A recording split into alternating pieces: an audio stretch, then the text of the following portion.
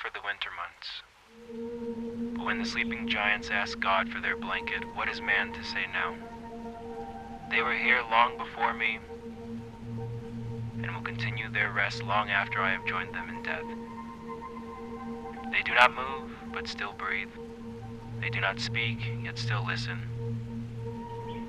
And they do not think, but they will always remember what they've been told.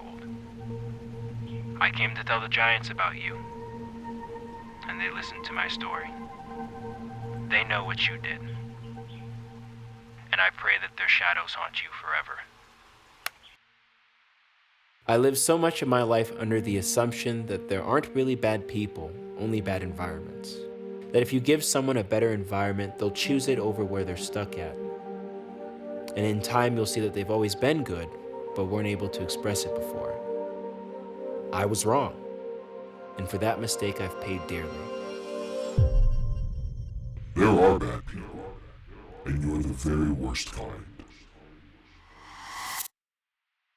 I don't hate you.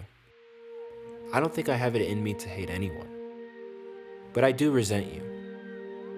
I resent you because people like you don't just hurt others, you ruin them. You corrupt their ability to love someone else, you poison their trust with paranoia, picking the roses and leaving only thorns for the next person who gets close. I was beautiful once,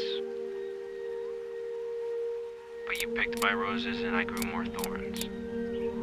I still have a few of my roses left, but they're harder to grow and even harder to get to. My thorns will protect them from the other thieves, but they will also sting the gardeners. I have so very little love left for those who would treasure it. How ugly I've become. Some of my favorite roses will wilt in your arms since they needed love to stay alive. And your narcissistic rot continues to spread to everything around you, and you leave only decay behind.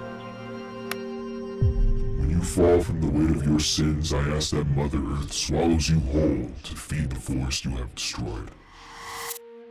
You haven't ruined me completely because I know how being loved can feel. I know that I have been loved by others I did not understand how to love in return. But I can feel the warmth of the sun-kissed sand under my feet. I can hear the steady waves crashing onto the beach, my tan skin soothed by the spray. I can smell coconut sunscreen on the hand gently holding my head as the other holds a book I can't see. I thought you'd want to experience that too. When you told me you wanted to go to the beach, I didn't think you'd drown me. You said you wanted to swim out with me and I agreed. But when I noticed how far we were from the shore, I asked you if you wanted to swim back and you said no. I asked again later when I couldn't see the shoreline anymore if you wanted to head back and you still said no. I wish I'd spotted the fishermen sooner. You started flailing and I thought you were drowning. You grabbed me and kept pushing me under, but I thought you were scared. As I sank below the surface, unable to breathe, I saw you signal the fisherman and calmly swim towards his boat. I hope he drowns you next. I hope he drowns you next. I hope he drowns you next. It is only the patience and understanding of true friends that kept me even remotely sane after you threw me away.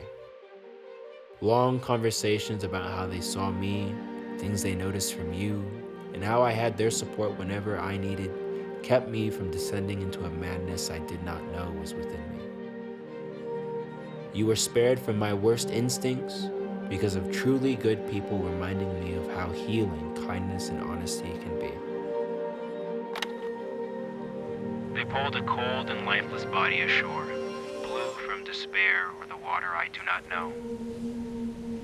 I witnessed a man-made miracle as those along the shore came to warm the body with their own arms, taking turns holding the poor man's head in their bosoms. The color slowly returned, first to his extremities before creeping towards his heart, then his head. Suddenly the man lurched forward and vomited all manner of delusions and lies, self-loathing, before collapsing on his side, no longer blue. His body now rising and falling with his own breaths, he was wrapped in a rose-colored blanket, was left to rest and regain his strength.